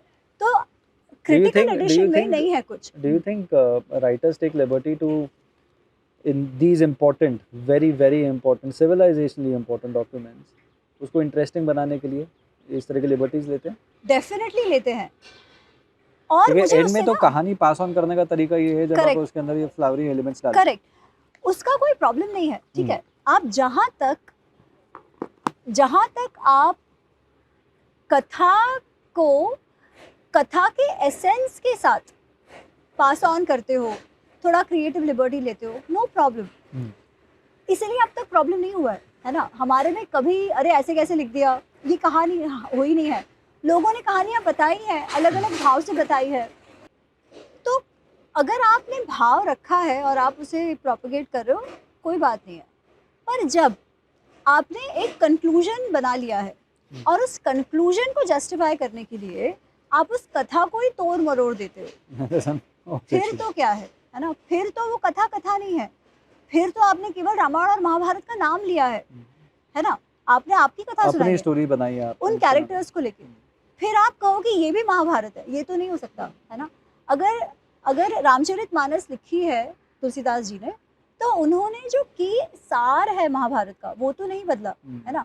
कुछ चीजें रामायण का वो तो उन्होंने नहीं बदला, जो हीरोज और विलन्स है वो उन्होंने नहीं बदला है ना, जो सीख है वो उन्होंने नहीं बदली, उन्होंने अपने भाव डाले जिसमें उन्होंने श्री राम को एक प्रकार से देखा है।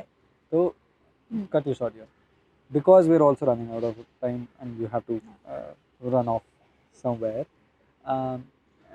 भगवान राम कौन है? भगवान राम परम ब्रह्म है। देखिए, रामायण में, वाल्मीकि रामायण में श्री राम के देवत्व की तो बात हुई है, ठीक है, जैसे महाभारत में श्री कृष्ण के देवत्व की बात हुई है, परंतु श्री राम श्री कृष्ण दोनों ही मनुष्य अवतार में आए हैं। जब वो मनुष्य अवतार में है तो मनुष्यों पर जो भी लिमिटेशंस हैं वो तो है ही, ऑफ कोर्स वो उनमें ही सर्वश्रेष्ठ है, ठीक है, वो तो है, पर वो मनुष्य अवतार में है। तो जब वाल्मीकि जी के जो श्री राम हैं वो एक राजा हैं, ठीक है, जो उसके बाद जो श्री राम का चरित्र का विवरण हुआ है उससे थोड़े से भिन्न है। He is a lot more human. एक राजा है जिनके रिलेशंस हैं, जिनको इमोशंस हैं, और वो हर इमोशन को बहुत ही गहराई से अनुभव भी करते हैं, ठीक है। अगर आपने जो टेलीविजन में रामायण का प्रस्तुतिकरण वगैरह देखा होगा तो उसमें श्री राम को हमेशा एक भाव में दिखाया जाता है ना, वेरी डिटैच्ड, हमेशा हंसते हुए, बहुत कम क्रोध आता है, ये सब। वाल्मीकि रामायण के राम वैसे नहीं है, उनको गुस्सा भी आता है, वो एक्सप्रेस भी करते हैं, वो प्रेम भी करते हैं, वो दुख में भी हैं, वो अपसेट भी होते हैं, वो अपने माता पिता, स्पेशली अपने पिता की जो गलती है वो समझते भी हैं, वो ये भी समझ रहे हैं कि कैकेयी माँ ने जो किया है वो गलत है, बुद्धि उनकी भ्रष्ट हुई है और उन्होंने किया है, वो ये कहते भी हैं, वो सीता जी के प्रति अपना रोमांस भी एक्सप्रेस कर रहे हैं, वो सब कर रहे हैं, ठीक है। वाल्मीकि जी की जो श्री राम है ना वो हम जैसे हैं, परंतु हमसे श्रेष्ठ इसलिए हैं क्योंकि वो इतनी सारी भावनाएं अनुभव करते हैं, इतने सारे उतार चढ़ाव से गुजरते हैं, परंतु जब भी निर्णय लेने का समय आता है तब वो अपने निर्णय भावनाओं में बहकर नहीं करते, वो काम क्रोध लोभ मोह मद मात्सर्य में आकर नहीं करते। उस समय उनको ये आता है कि कैसे उन भावनाओं को कंट्रोल कर कर जो सही है, जो करना चाहिए, जो दीर्घ दृष्टि से देखकर जो महत्वपूर्ण है, समाज के लिए जो महत्वपूर्ण है, वो उस प्रकार अपना कोई भी निर्णय लेते हैं।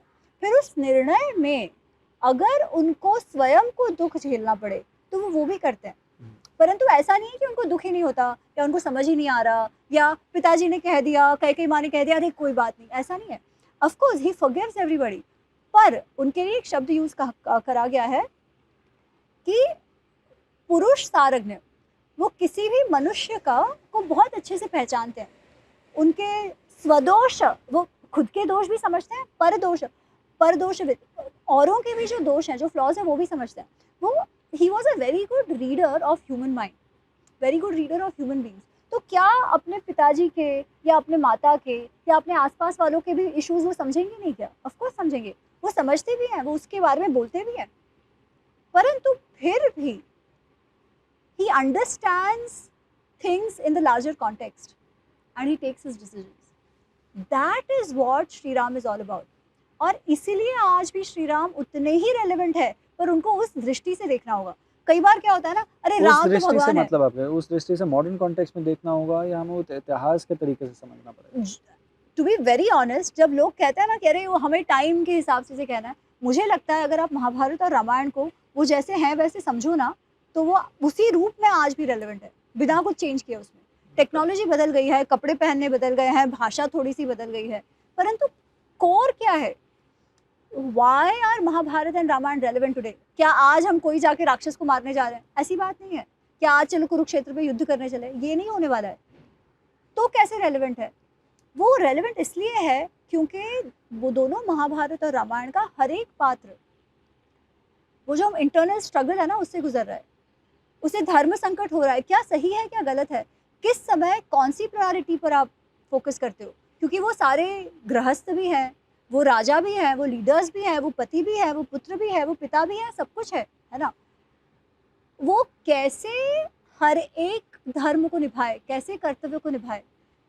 कई बार एक कर्तव्य निभाते हो तो दूसरा नहीं निभा पाते, कैसे उसे मैनेज करते हो। पर्सनल कर्तव्य एक है, एक सोशल कर्तव्य है, किसे आप ज़्यादा प्राधान्य देते हो और कब, किसके लिए क्या कब महत्वपूर्ण है। हम सब भी तो वही जूझ रहे हैं ना। बेसिकली डिसीजन जब आप लेते हो तो आप एक चीज़ एक्सेप्ट करते हो, एक को मना कर रहे हो, कुछ कुछ ईजी होता है, कुछ कुछ नहीं होता है, ये आप कैसे करो? That is the whole idea. Generally हम डिसीजंस कैसे लेते हैं, मुझे अच्छा लगता है तो मैंने ले लिया, ठीक है, सिंपल सी बात। लोगों को पता है सिगरेट पीना अच्छा नहीं है, कोई भी ऐसा है जैसे नहीं मालूम, सबको पता है, फिर भी पीते हैं। क्यों? क्योंकि क्या, कैसे सोच रहे हैं, मुझे चाहिए, I want that kick right now, बाद में देखा जाएगा। फिर उस गलत चीज को रैशनलाइज करने के लिए क्या बोलते हैं, अरे एक ही तो लाइफ है यार, अभी तो जीना है, जियो मस्त में। That's the Ben of a human mind ना, वो तो हर चीज को करेक्ट, रैशनलाइज कर व्हाई लेता है। इज दैट, जो कृष्ण भगवत गीता में कहते हैं, काम क्रोध लोभ मोह मद मात्सर्य। जब आप एकदम अटैच होकर कुछ कह रहे हो, कर रहे हो, एकदम इंटेंस डिजायर से कर रहे हो, एंगर में कर रहे हो, गुस्से में कर रहे हो, लोभ में कर रहे हो, अत्यंत जलसी में कर रहे हो, तो आपके निर्णय ऐसे ही होंगे। क्या ये सारे भाव सब में होते हैं? सब में होते हैं। ऐसा कोई भी मनुष्य नहीं है जिसमें डिजायर नहीं है, जिसमें एंगर नहीं है, सब में सब है। और ये चीजें महत्वपूर्ण भी है। अगर कुछ गलत हो रहा है तो आपको गुस्सा आना चाहिए, कुछ अच्छा करने का आपको डिजायर होना चाहिए, समाज को बढ़ाने के लिए आपको प्रोक्रिएट करने का भी डिजायर होना चाहिए। कोई कुछ अच्छा कर रहा है तो थोड़ा सा वो कंपेटिटिवनेस भी होना चाहिए, ताकि आप अपना लाइफ भी सुधारो। All these have evolutionary value. पर अगर आप आपकी बुद्धि को उसका स्लेव बना दो और पूर्णतः उसी में आकर या डिजायर लो या जेलसी लो या जो भी लो, आपका सारा डिसीजन केवल उसी से ढका हुआ है, विदाउट इवन थिंकिंग मेरे लिए अच्छा है कि नहीं है, मेरे लोगों के लिए अच्छा है कि नहीं है, और आप निर्णय लेते हो, तो गलत ही होने वाला है। रावण ने क्या किया? क्या उसके पास स्त्रियों की कमी थी? बिल्कुल नहीं। और जो लोग कहते हैं कि अरे रावण ने तो कुछ नहीं किया, सिर्फ केवल सीता माँ को लेकर आया, हाथ भी नहीं लगाया वगैरह, वो सब बकवास है। रावण ने कितने सारे ही स्त्रियों का शोषण किया है, कितने सारे ही स्त्रियों को वायोलेट किया है। सीता माँ was just one of them. और हाथ नहीं लगाने का कारण, अगर आप वाल्मीकि रामायण देखो तो उसका कोई ओ यस मीन्स यस और नो मीन्स नो नहीं है कि वो सीता जी के लिए रुका हुआ था। उसे डर था, क्योंकि उसे याद था कि किसी ने उस पर ब्रह्मा जी का श्राप था उस पर, कि उसने इतनी लड़कियों के साथ जबरदस्ती की थी कि ब्रह्मा जी ने श्राप दिया था कि भाई वापस ऐसा करेगा ना तो तेरे सर के टुकड़े हो जाएंगे। उसे उस बात का डर था, राइट। और हमने आज रावण को पता नहीं ऐसा ग्लोरीफाई करके रख दिया है कि पूछो मत। सारे नेगेटिव कैरेक्टर्स को हमने इतना ग्लोरीफाई कर दिया है, और फिर हम कहते हैं हमारे समाज में शत्रुबोध नहीं है। कहाँ से होगा यार, कहाँ से होगा? जब आप वैल्यूज को ही सैक्रोसैंक्ट नहीं मान रहे, जब आप उसमें भी पता नहीं क्या ही वेद पंडित ढूंढने जा रहे हो, राइट। वेदों का ज्ञान होने का फायदा क्या है अगर आपका आपके इंस्टिंक्ट्स पे ही कंट्रोल नहीं है? अगर आप एक लड़की को देख के, सुंदर स्त्री को देख के ऐसे फिसल पड़ते हो, तो वेदों का ज्ञान का क्या करो? आप अचार डालो, राइट। तो उसके वेद पंडित होने का कोई मायने ही नहीं रखता। बेसिकली जो रामायण की या महाभारत की सीख है वो वही है कि having information doesn't make you great unless and until you can control your mind, you can control your emotions. और अगर आप आपके इमोशंस नहीं, इमोशंस और ऑल दीज इंस्टिंक्ट्स कंट्रोल नहीं करते, अपने वृत्तियों को कंट्रोल नहीं करते और उनके दास बन जाते हो, तो आपका पतन होना निश्चित है। सिंपल सी बात है। That you said it. पर क्या इन्हीं दोनों ग्रंथों में उस संयम को लाने के बारे में भी चर्चा हुई? भगवत गीता तो उसी पर है ना। भगवत गीता उस पर, पर रामायण में? रामायण में तो श्री राम का जीवन से आप देखते हो कि किस प्रकार वो हर निर्णय उस संयम से करते हैं। क्या तो वो इजी है? क्या नहीं। रामायण को पढ़ने के लिए आपको किसी कथावाचक की या किसी उसकी आवश्यकता है, या आप खुद भी पढ़ सकते हो रामायण? मेरे अनुसार तो स्वयं भी पढ़ा जा सकता है। उसकी इंटरप्रिटेशंस के लिए क्या आपको किसी गुरु की आवश्यकता है? देखो, गुरु हो तो अच्छी बात है ना, परंतु उसके लिए वेट करते करते आप कुछ ना करो, ये मैं नहीं मानती। मेरा तो सेल्फ स्टडी रहा हुआ है ना। एंड मुझे कई बार लगता है कि when you come in with a fresh mind, तो शायद आप उससे लो भी ज्यादा। नहीं, बट जब आप अप्रोच भी करते हैं, do you get into it with a positive mind frame? वो भी बड़ा वो है ना, जैसे आप हाँ। तो क्योंकि आपकी ग्रूमिंग ऐसे रही है, आप उसी हाँ। आप उन चर्चाओं को, उन डिस्कशंस को, डिबेट को, उन कॉन्वर्सेशंस को, उन कंट्रोवर्सीज को आप एक पॉजिटिव माइंड फ्रेम से उससे कुछ एक्सट्रैक्ट करने की कोशिश करें, because you know the sacrosanct हाँ, value of I it. Think the issue is not reading it yourself. इतना वो कंफ्यूजिंग नहीं है। इनफैक्ट अगर आप वो पढ़ो ना तो आपको आपके जो प्रश्न है उसके उत्तर मिल जाएंगे, परंतु वो बड़े इतने हैं, भाषा ऐसी है जो आप समझ नहीं पाते, है ना। तो मेरा इसीलिए मैंने जो ये पुस्तक लिखने का प्रकल्प जो मेरे सामने आया, which was not my idea, it came through a friend called Praveen Tiwari. पर जो इवेंचुअली जो लिखा, तो the idea of the books is that, जो मेरी तीनों पुस्तकें हैं जिसमें I try to keep my biases to the minimum. Vedvyas ji क्या कह रहे हैं, वाल्मीकि जी क्या कह रहे हैं, उसी को एक आज की भाषा में लाने का प्रयत्न किया हुआ है। It is not my retelling, it is not my imagination, मेरा कुछ भी नहीं है। कैन द्रौपदी और माँ Sita be the best and prime example of the feminist movement in India or across the world? I think not just Draupadi माँ और not just Sita माँ, I think in general अगर आप महाभारत और रामायण के स्त्री पात्रों को देखते हैं ना, वो they are so strong, they are so assertive, right? पर आप feminist movement जो है ना, मुझे लगता है उसे एक फेमिनिस्ट मूवमेंट ऐसा एक सिंगुलर प्राणी नहीं है, उसमें भी मल्टीपल वेव्स रहे, है ना. आज जो फेमिनिज्म हो गया है वो बहुत अलग है.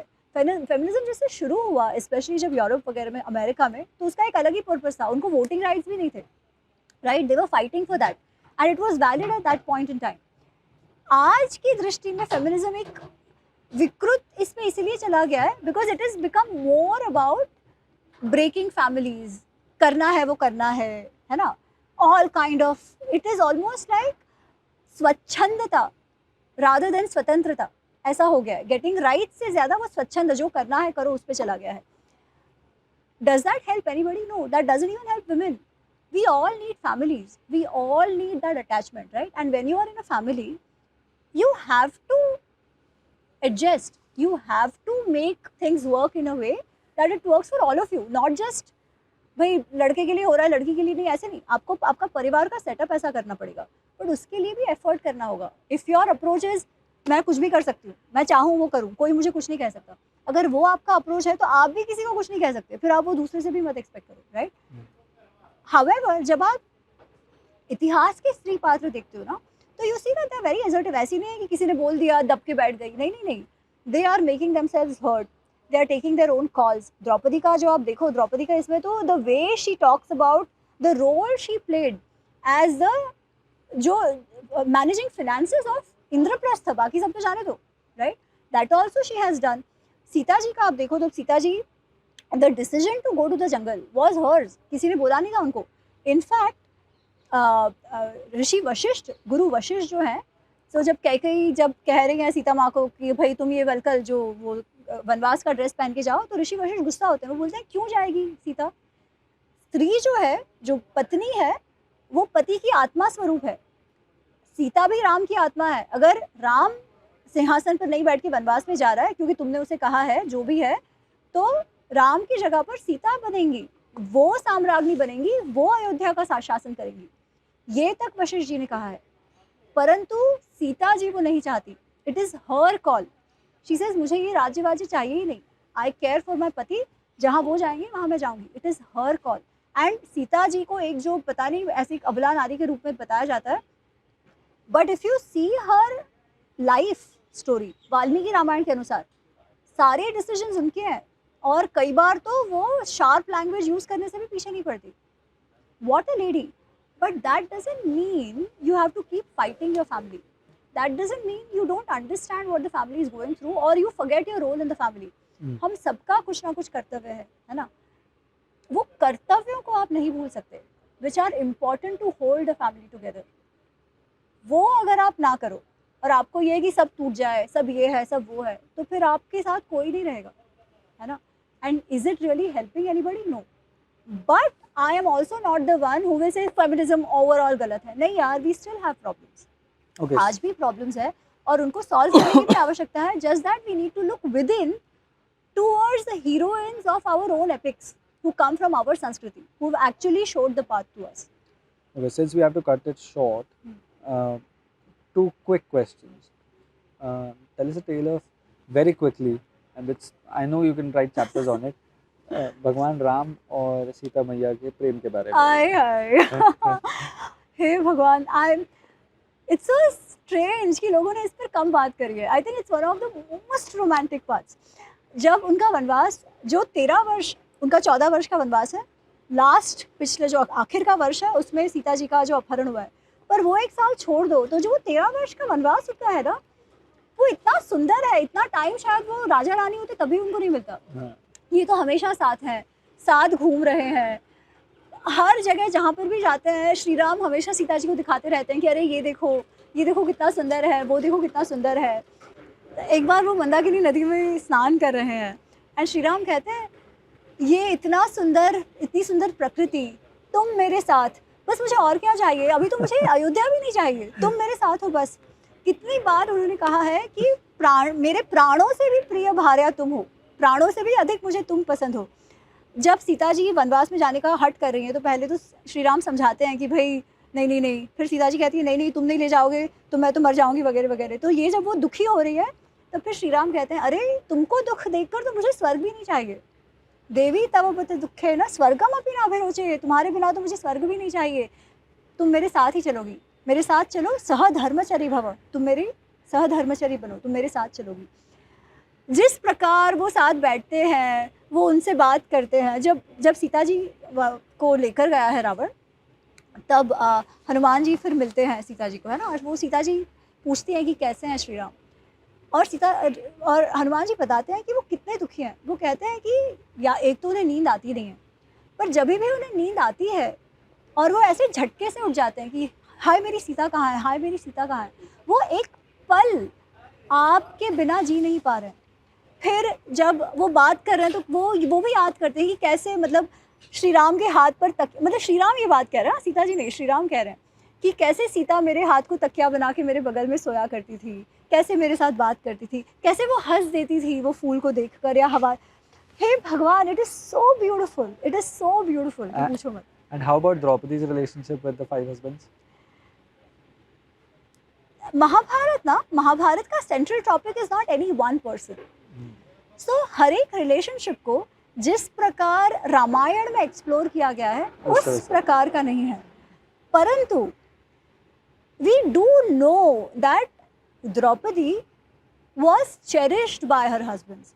क्योंकि एक प्रसंग आता है वन पर्व में, जब वो लोग वनवास में है और सत्यभामा और श्री कृष्ण मिलने आए हैं उन सबसे।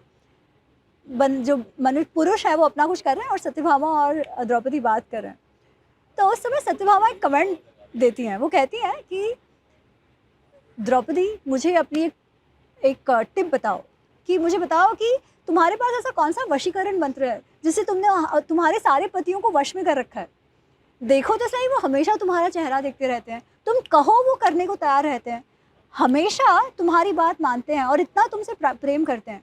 मेरे तो एक ही पति है, वो भी मेरे वश में नहीं रहते, तो मुझे बताओ ऐसा कौन सा वशीकरण मंत्र तुम्हारे पास है। ऑफ कोर्स द्रौपदी से ऐसा कोई वशीकरण मंत्र नहीं है, and she explains why. She says आपकी बात सही है, मुझसे बहुत प्रेम करते हैं, मेरा बहुत आदर करते हैं, और क्यों करते हैं, then she goes on to explain. Towards the end जब कृष्ण का देहत्याग हो गया है और अर्जुन को अब समझ आ रहा है कि भाई अब इट्स द टाइम, हम सबका समय आने ही वाला है, ख़त्म हो गया ऑलमोस्ट, तब वो एक कमेंट बोलते हैं, वो एक चीज़ बोलते हैं कि हम पांचों भाई और द्रौपदी अलग अलग शरीर में एक ही आत्मा है। तो अब कृष्ण चले गए हैं, तो अब हमारे भी साथ जाने का समय आ गया है।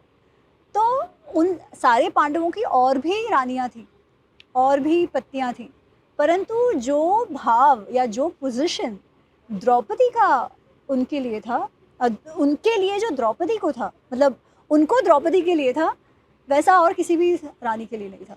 पर वो द्रौपदी जी का रिएक्शन क्या था जब वो घर वापस आई थी और जब माँ ने कह दिया था कि भाई पांचों पति होते हुए प्रसंग है, तो व्हाट वाज द्रौपदीज रिएक्शन? और तो इसमें जो जनरली समझा जाता है ना कि कुंती माँ ने बोल दिया कि सारे समेत भुगतो, सारे बांट के खा लो, एंड सबने कहा ठीक है और शादी कर ली। ऐसा नहीं है वो एपिसोड, ठीक है। कुंती माँ बोलती हैं, फिर उनको रियलाइज़ होता है यार ये क्या मैंने बोल दिया, ये भिक्षा नहीं है, ये तो स्त्री है, अब क्या करे।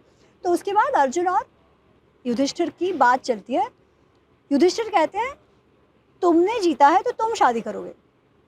अर्जुन कहता है कि नहीं, पर आप बड़े हो, है ना, विवाह तो आपका होना चाहिए, ये मतलब आपकी रानी बननी चाहिए। तो उनका वो बात चल रहा है। उस समय ना पांचों भाई बैठे हैं ऐसे सामने, यहाँ पे द्रौपदी बैठी है, द्रौपदी एक एक करके सबको देखे जा रही है, सारे भाई एक एक करके द्रौपदी को देख रहे हैं।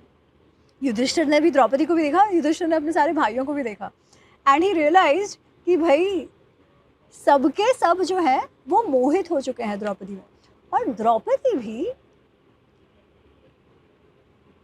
भी ओवरवेल्म नहीं हुई है। She is looking back at all of them, ठीक है, and she is very calm.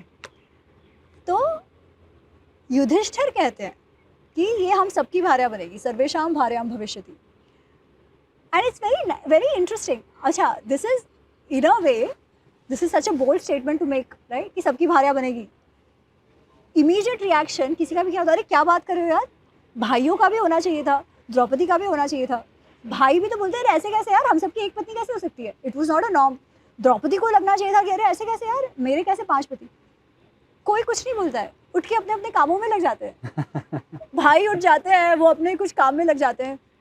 Kunti माँ है, वो द्रौपदी को बोलती है आ जाओ बेटा, मैं तुमको समझाती हूँ। फिर वो उससे पूजा करवाती है, भगवान को वो थाली धराती है, ब्राह्मणों को भिक्षा देती है। फिर बोलती है ये जो खाना है ना, इसको 7 भागों में बांटना है, या बेसिकली 2 भाग में बांटना है।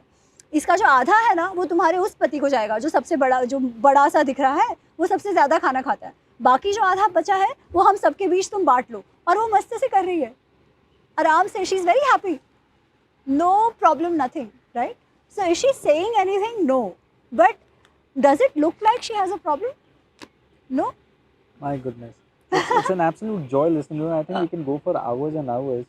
But I have to ask this last question and then we take a hard stop, please. With the usual debate, Karna और अर्जुन वाली बात. कर्ण कितने सही और अर्जुन कितने गलत हैं? Where do these two characters stand? कर्ण का दोष क्या है और अर्जुन की क्या पोजीशन है? क्योंकि जिस तरह से अर्जुन को भी, क्योंकि जो भगवत गीता, श्रीमद् भगवत गीता का सार है जो अर्जुन को दिया गया था, वो कन्फ्यूजन तो फील पे थी ही, और एज वॉरियर्स उनको कंपेयर किया जाता है. Where do these two stand? देखो, सही गलत वगैरह जिस पर्सपेक्टिव से आप पूछ रहे हो ना, उसमें प्रॉब्लम ये है कि जो कर्ण को जैसा आज समझा जाता है बिकॉज ऑफ फिक्शन, ठीक है, जो कही सुनी बातों के कारण, रैंडम कथाओं के कारण, फिक्शन के कारण जैसा कर्ण को समझा जाता है वैसा वो है ही नहीं. कर्ण के लिए जो सिंपैथी फैक्टर क्रिएट किया गया है, क्योंकि अरे वो तो सूत पुत्र है, अरे द्रोणाचार्य ने उसे नहीं पढ़ाया, अरे उसके साथ अत्याचार हुआ, ये सब गलत है. तो जो मैं कह रही हूँ ना कि where does that creative liberty end? आपने एक पात्र को पूरी तरह चेंज कर दिया है, फिर आप वो कर्ण रहा ही नहीं है. जो कर्ण हम समझते हैं वो कर्ण वाल्मीकि, वो कर्ण वेदव्यास जी का कर्ण नहीं है. वेदव्यास जी के कर्ण को तो द्रोणाचार्य ने पढ़ाया है. He is very much a student of Dronacharya.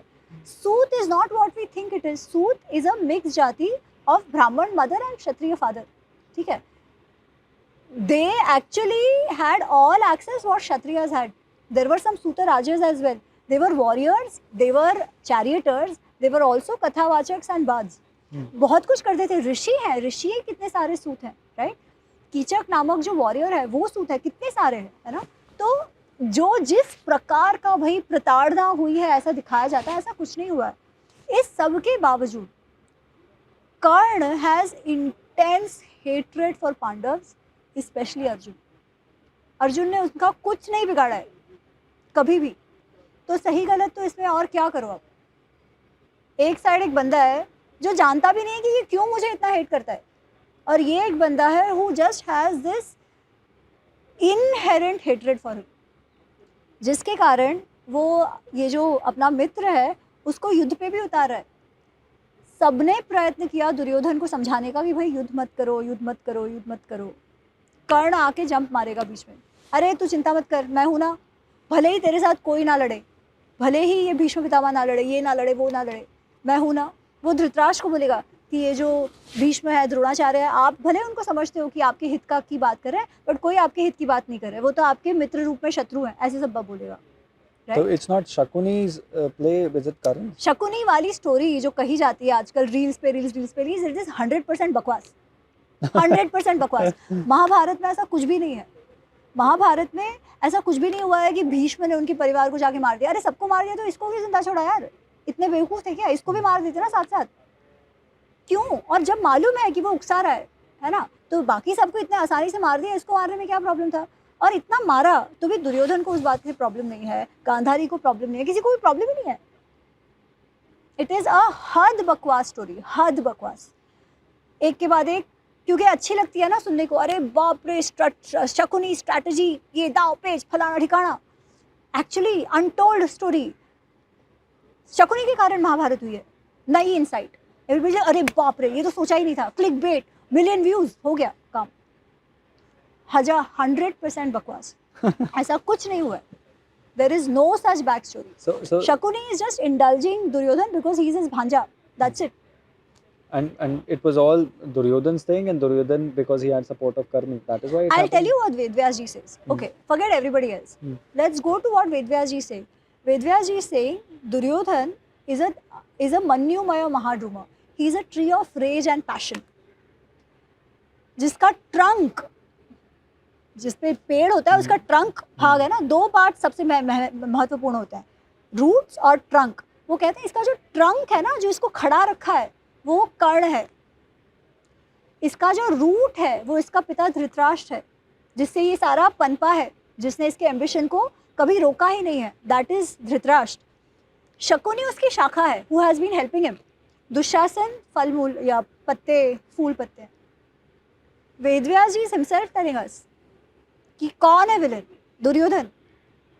Who is the one who has made Duryodhana possible? His father Dhritarashtra and his friend Karna.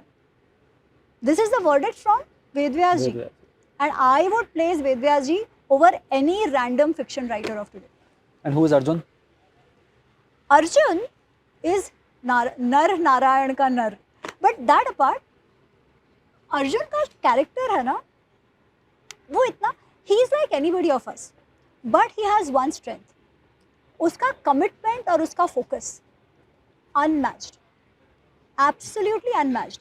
And with this, in spite of being one of the Sarvashreshth Dhanurdhar, which he has become through his practice, ठीक है, not because of anything else, because of his dedication, because of his focus. उसके बाद भी उस बंदे में इतनी humility है टू से कि भाई ये मुझे आता है, ये मुझे नहीं मालूम, यहाँ मैं कंफ्यूज हो सकता हूँ, कृष्णा आप मेरे सारथी बनो। I choose you Krishna even though you are saying you will not fight. I choose you Krishna even though you are not giving me your army. Why? Because लड़ाई करना मुझे आता है, पर जो गाइडेंस है ना, वो उसके लिए मुझे तुम्हारी आवश्यकता है। एंड कितनी बार कृष्ण डांट देते हैं उसे, वो फिर भी सुन लेता है, ईगो नहीं लाता है बीच में। That is the quality of Arjun, the humility along with the desire to excel in whatever he does. That being said, I can chat with Amiji for hours, but then she has to dash. But of course, thank you very much for joining in this podcast. Thank you. My objective through these recordings is to ensure कि हम कुछ ना कुछ तरह की इस तरह की learnings लें, and those learnings are passed on to the next generation. This is my own way of understanding कि भाई आपको पढ़ना पड़ेगा, आपको उस content को उस form में लेकर आना पड़ेगा जिससे next generation पढ़े. That is my intention behind it. So thank you very much for joining me. Of course, whenever next time you're around, we'll sit again and we'll chat about these interesting tidbits. Actually decode these two granthas, decode these two itihasas, and perhaps find better learnings for the generation who will hopefully watch these videos. Thank you very much. Namaste. Thank you. Namaste.